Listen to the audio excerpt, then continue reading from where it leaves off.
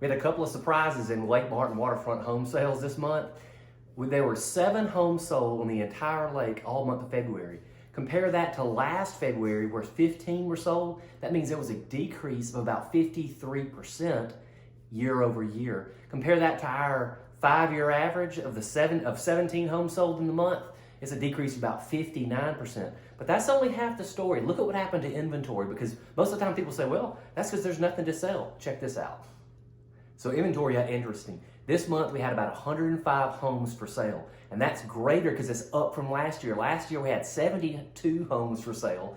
Now we're still lower than our 5-year average. The 5-year average is about 167 homes, but it's trending up from last year, and it becomes even more stark when you compare it to this next ratio.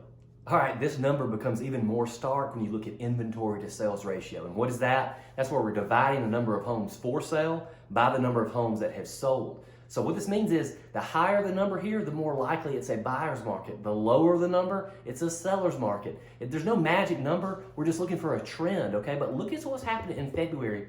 In February, that ratio was 15, okay? You look back last year, the ratio was like 4.8, so it's 200% greater than it was this time last year. And even more critically and surprising to me, it's greater than it was in our 5-year average. So over the average of the last 5 years, we have a higher inventory to sales ratio, which means it is more likely that we're trending towards a buyer's market, which was super interesting to me. If you are thinking about buying or you're thinking about selling in this market, you need help. Times are changing. The market is in flux.